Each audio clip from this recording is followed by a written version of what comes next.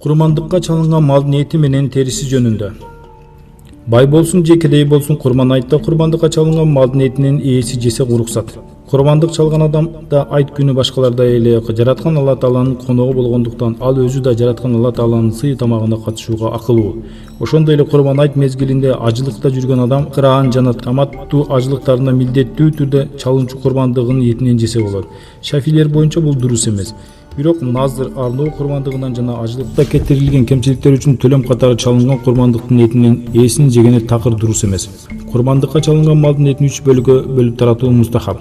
Бул 3 бөлүктүн бир бөлүгү өзүнүн үй ичиндегилер үчүн калат, экинчи бөлүгү туугандары жана кошуна колоңдоруна таратылат. Алардын бай кедейи айырмаланбайт. Үчүнчү бөлүгү кедей муктаж адамдарга таратылат. Курмандыктын этинин бардыгын жарды жакырларга таратып берсе да болот. Ошондой эле бала бакыралуу адам курмандыгынын этинин баарысын өз үй бүлөсүндөгүлөргө калтырса да болот. Анткени пайгамбарыбыз алейхиссалам муктаждыкта жараша башкалардан мурун үй ээси өз үй ичиндегилердин камын көрүүгө үндөгөн. Курмандыктын этин бөлүп таратуу жакшы болору Кур'ан-ы Каримдин бул аятынан белгилүү. Ал курмандыктан өзүңөр да жегиле, жарды жакырларга да бергиле. Ал курмандыктан өзүңөр да жегиле, жарды жакырга да жедиргиле. Хач сүрөсү 28-аят. Аны менен бирге пайгамбарыбыз алейхиссалам чалынган курмандыктын этин башында айтылгандай 3кө бөлүп, үй ээсинин өз бүлөлөрү да жеп, башкаларга да таратуу жакшы экендигин көрсөткөн. Жараткан Алла Таалага ибадат катары союлуп жаткан соң эч бир курмандык малдын этин, терисин, майын, жүнүн жана башка нерселерин соодалап сатууга болбойт.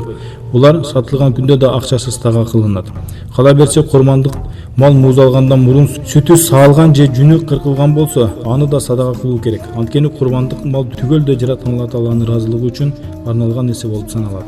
Курмандыктын терисин үйдө буюм катары колдонуу дурус болсо да, аны кайрымдуулук уюмдарына берүү сооптуу жана абзел.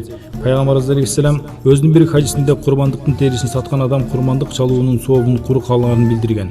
Азирети Али разияллаху анху бул маселе жөнүндө жараткандын элчиси саллаллаху алейхи вассалам төөлөр курмандыкка чалынаарда башында туруумду жана алардын эттерин, терилерин, жүндөрүн садака кылып таратуумду буйруду.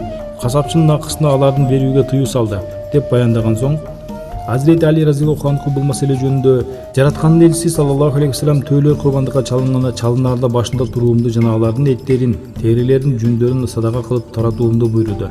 Касапчынын акысына алардан берүүгө тыюу салды деп баяндаган соң, касапчынын акысын өз чөнтөгүбүздөн төлөчүбүз деп баяндаган. Курмандыктын эттери курмандык союлган өлчөмгө таратылса болот. Бирок башка жерлерде абдан муктаж адамдар бар болсо, аларга жөнөтүлүп таратылып берилсе да дурус.